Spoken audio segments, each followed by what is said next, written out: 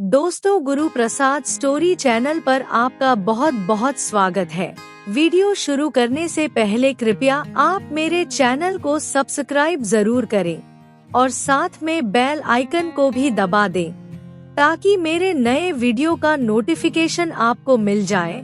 और अगर वीडियो अच्छा लगे तो कृपया लाइक, कमेंट और ज्यादा से ज्यादा शेयर करें। अब देर न करते हुए आज की साखी शुरू करते हैं। दोस्तों, मनुष्य जाने अनजाने में जो भी कर्म करता है उसका हिसाब उसे एक न एक दिन देना ही पड़ता है। अगर अच्छा कर्म करेंगे तो अच्छा फल मिलेगा और अगर बुरा कर्म करेंगे तो उसका फल भी बुरा ही मिलेगा। इस दुनिया में जितने भी रिश्ते नाते हैं वो सब रिश्ते नहीं बल्कि हमारे कर्म है। जिसका जो भी लेन देन होता है वो उसको लेने के लिए कोई ना कोई रिश्तेदार बनकर आ जाता है। कोई माँ बाप बनकर आ जाता है तो कोई बेटा बनकर आ जाता है तो कोई भाई बहन, बीवी या बच्चा बनकर अपना हिसाब पूरा करने के लिए आ जाते हैं। जिसका जो भी लेन देन होता है उसको लेकर वो अपने रास्ते पर चला जाता है। ये दुनिया सिर्फ कर्मों के अनुसार ही चलती है। जिस दिन जिसका हिसाब पूरा हो जाता है वो छोड़कर चला जाता है। दोस्तों, आज की साखी, क्या कर्म अपना हिसाब लेने आता है? ये एक सच्ची घटना है। अगर आप भी जानना चाहते हैं कि कर्म अपना हिसाब किस तरह लेता है तो ये साखी अंत तक जरूर सुने। अब देर ना करते हुए शुरू करते हैं। दोस्तों, बहुत पहले की बात है। एक फौजी फौज में नौकरी करता था। उसकी उम्र तकरीबन 25 साल की थी। उस फौजी के माँ बाप की मृत्यु बचपन में ही हो गई थी। परिवार के नाम पर उसका एक दूर का रिश्तेदार था। फौजी की अभी तक शादी भी नहीं हुई थी। उसको जो भी तनख्वाह मिलती वो उसे अपने पास जमा करके रख लेता। क्योंकि फौजी का कोई खर्चा तो था नहीं, इसलिए उसके पास बहुत पैसे इकट्ठे हो गए। एक दिन फौजी कैंटीन में बैठा हुआ था। कैंटीन के ठेकेदार से बात कर रहा था कि अपने बचत के पैसे कहां पर लगाऊं ताकि मेरे आने वाले समय में काम आ सके। ठेकेदार ने उसकी बात सुनकर कहा, तुम अपने पैसे मुझे दे दो, मैं उसको किसी व्यापार में लगा दूंगा और जितना भी मुनाफा होगा वो मैं तुम्हें दे दूंगा। फौजी को ठेकेदार की बात अच्छी लगी। उसने अपने सारे पैसे कैंटीन के ठेकेदार को दे दिए और निश्चित हो गया। एक बार काबुल की ओर से पठानों ने हमला कर दिया। उसे रोकने के लिए कप्तान ने एक दस्ते को हुक्म दिया कि जाकर वहां निगरानी करो। उस दस्ते में वो फौजी भी शामिल था। जब फौजी वहां पर पहुंचा तो दोनों तरफ से भयानक गोलाबारी हो रही थी। फौजी घोड़ी पर बैठा हुआ था कि तभी एक गोली घोड़ी के मुंह के पास से चीरती हुई निकल गई। ये देखकर घोड़ी डर गई, सामने की तरफ दौड़ पड़ी और दौड़ते दौड़ते फौजी को दुश्मन की सेना की तरफ ले गई। पठानों ने जब फौजी को देखा तो उसे पकड़ लिया। फिर उन्होंने 5 गोलियां घोड़ी को मार दी और इतनी ही गोलियां उन्होंने फौजी को भी मार दी। दोनों की उसी समय मृत्यु हो गई। उस समय फौज का ये नियम था कि फौजी दस्ते के राशन का ठेका बनिया के पास होता था। फौजी का कोई बीवी बच्चा तो था नहीं। उसके पास जो नगद पैसे थे वो उसने बनिए के पास अमानत के तौर पर रखे हुए थे। जब फौजी की मौत हो गई तो सरकार ने उनके वारिसों को इसकी सूचना दे दी। फौजी के वारिस आकर उसकी तनख्वाह और सामान वगैरह ले लिया और उसका हिसाब किताब खत्म करके चले गए। लेकिन जो 2000 रुपए बनिए के पास जमा थे, वारिसों को उसका पता नहीं था और ना ही बनिए ने इसके बारे में किसी को बताया। उसने वो 2000 रुपए अपने पास रख लिए। फौज में एक निश्चित समय के बाद कैंटीन के ठेके बदल दिए जाते हैं। जब उस बनिए का समय खत्म हो गया तो वो भी अपने घर चला गया और घर आकर उसने शहर में अपनी दुकान खोल ली। धीरे धीरे उसका काम चलने लगा। बनिए की उम्र भी शादी की हो गई थी। एक अच्छी सी लड़की देखकर उसने शादी कर ली। अब बनिए की जिंदगी अच्छी चलने लगी। बनिया अब बहुत खुश रहता था। वो फौजी के बारे में बिल्कुल भूल गया था। शादी के 1 साल के बाद बनिए के घर में एक लड़के ने जन्म लिया। बनिए ने लड़के के जन्म पर बहुत खुशियां मनाई और पूरे शहर वालों को दावत भी दी। बनिए ने एक पंडित को बुलाकर बच्चे का नामकरण करवाया। बच्चे का नाम मोहन रखा गया। बनिया मोहन को देखकर बहुत खुश होता था। उसने मोहन को अच्छे से अच्छे स्कूल में दाखिल करवाया और उसके लिए अच्छी से अच्छी पढ़ाई का इंतजाम किया। मोहन बहुत ही तेजस्वी और समझदार था। उसे जो कुछ भी पढ़ाया जाता था उसे वो तुरंत याद कर लेता। बनिया भी अपने बच्चे की तारीफ सुनकर बड़ा खुश होता था। इस तरह से 20 साल गुजर गए। इस दौरान बनिए की पत्नी की बीमारी की वजह से मौत हो गई थी। बनिए का लड़का बड़ा हो गया था। अब बनिए ने उसकी शादी करने की सोची, इसलिए बनिए ने एक बहुत बड़े सेठ की लड़की के साथ मोहन की शादी करवा दी। 2 साल तक सब कुछ हंसी खुशी चलता रहा, लेकिन 2 साल के बाद मोहन काफी बीमार हो गया।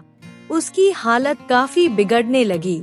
बनिए ने मोहन के इलाज के लिए बड़े से बड़े डॉक्टर को बुलाया।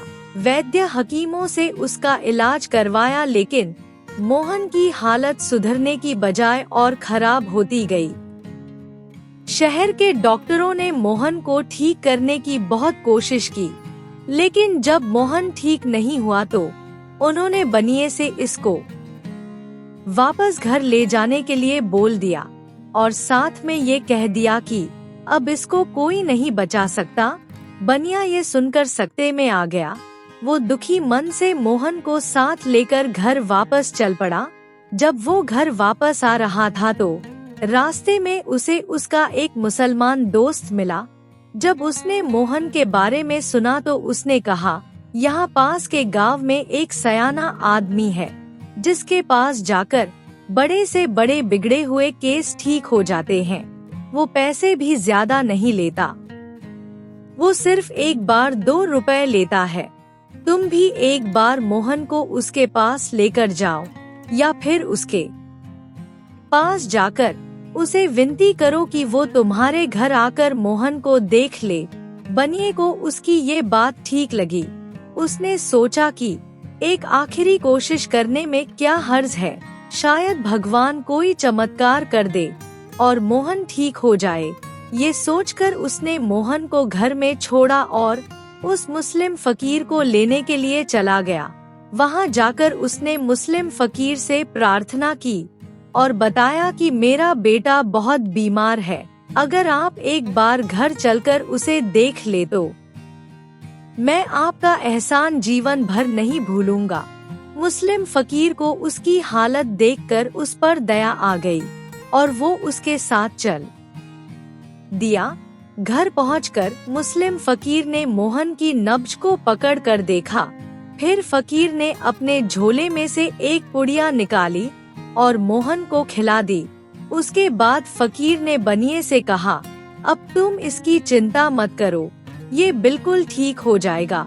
बनिए की जेब में उस समय सिर्फ 2 रुपए पड़े हुए थे। उसने मुस्लिम फकीर को वही 2 रुपए दे दिए। जैसे ही मुस्लिम फकीर गया, मोहन जोर जोर से हंसने लगा। बनिए को ये बात बहुत अजीब सी लगी। वो सोचने लगा कि मोहन की तबीयत तो इतनी खराब है, फिर ये हंस क्यों रहा है।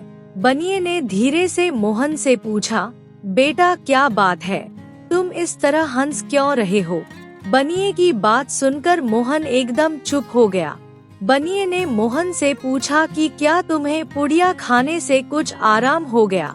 मोहन ने गंभीर स्वर में कहा, हाँ अब मुझे पक्का आराम हो गया है। तब बनिए ने उससे पूछा कि पक्का आराम से मतलब तब मोहन ने उसकी बात सुनकर कहा, तुमने शायद अभी तक मुझे पहचाना नहीं। बनिया उसकी बात सुनकर बड़ा हैरान हुआ और बोला, तुम्हें नहीं पहचाना इसका क्या मतलब? मैं जानता हूँ तू मेरा बेटा है, इसमें पहचानने की क्या बात है? मोहन ने उसकी बात सुनकर कहा, मैं वही फौजी हूँ। जब मैं सेना में नौकरी करता था तब मैंने तुम्हारे पास 2000 रुपए जमा करवाए थे, लेकिन उस दौरान मुझे जंग पर जाना पड़ा और वहाँ पर दुश्मन की सेना ने मुझे पकड़ लिया और मुझे मौत के घाट उतार दिया। मेरे वारिसों ने आकर बाकी सामान तो ले लिया, लेकिन तुमने 2000 रुपयों के बारे में उन्हें नहीं बताया और तुमने उन 2000 रुपयों पर कब्जा कर लिया। मैं वही फौजी हूँ जो तुम हारा बेटा बनकर अपना कर्ज वापस लेने आया हो, जिसमें से बाकी पैसे तो तुमने डॉक्टरों को दे दिए थे, लेकिन जो 2 रुपए बच गए थे वो तुमने अभी फकीर को दे दिए। अब मेरा हिसाब पूरा हो गया, इसलिए अब मैं जा रहा हूँ। बनिए की समझ में कुछ नहीं आ रहा था कि वो क्या बोले। वो ना तो रो सकता था और ना ही चुप रह सकता था, लेकिन फिर उसने कुछ सोचकर मोहन से पूछा, मुझसे तो तुम अपने पैसे वसूल करने आए थे, लेकिन उस लड़की की क्या गलती थी जिसे तुम विधवा छोड़कर जा रहे हो? मोहन ने बनिए की तरफ देखा और बोला, ये घर में जो मेरी औरत है, ये औरत पिछले जन्म में घोड़ी थी जो मुझे खींचकर दुश्मनों के खेमे में ले गई थी, जहाँ पर दुश्मनों ने मुझे मार दिया था।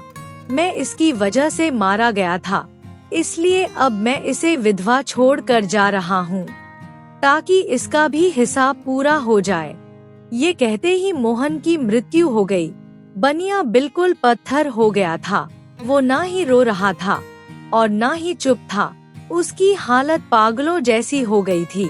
तभी वहाँ से एक महात्मा गुजरे। महात्मा ने जब उसकी ऐसी हालत देखी तो वो वहीं पर रुक गए और उसके पास गए और जाकर उसकी ऐसी हालत का कारण पूछा। बनिए की जिंदगी में जो कुछ हुआ था वो सब कुछ उसने महात्मा को बताया और बताकर जोर जोर से रोने लगा। महात्मा ने उसकी बात सुनकर कहा, बेटा अब रोने से क्या होगा? जो कर्म तुमने किया है उसका हिसाब तो तुम्हें देना ही था। हिसाब देने में देर हो सकती है, लेकिन कर्म अपने कर्ता का पीछा करता है और तब तक पीछा करता है जब तक उसका हिसाब पूरा नहीं हो जाता। इस दुनिया का कोई भी रिश्ता बिना कर्म के नहीं है। यहाँ हर कोई अपने किए हुए कर्मों का हिसाब पूरा करने ही आता है और अपना हिसाब पूरा करके वापस लौट जाता है। अगर दुनिया में कर्म नहीं होते तो ये दुनिया ही नहीं होती। इस दुनिया से कभी इतना मोह नहीं करना चाहिए, और वैसे भी लेनदार और देनदार से कौन मोह करता है।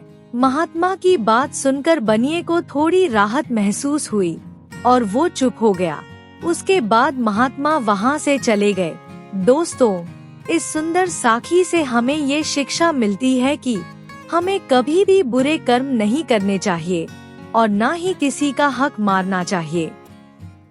और अगर कभी किसी से पैसे ले भी लिए तो उसे समय पर वापस कर देने चाहिए, क्योंकि अगर हम वापस नहीं करेंगे तो आने वाले जन्मों में सूद समेत उसको वापस करना पड़ेगा। अब जब वापस ही करना है तो अभी क्यों नहीं। दोस्तों, अगर आपको ये सुंदर साथी अच्छी लगी हो तो वीडियो को लाइक और कमेंट जरूर करें और चैनल को सब्सक्राइब करना ना भूलें। आपके बेशुमार प्यार के लिए आपका बहुत बहुत धन्यवाद। वाहेगुरु जी का खालसा, वाहेगुरु जी की फतेह।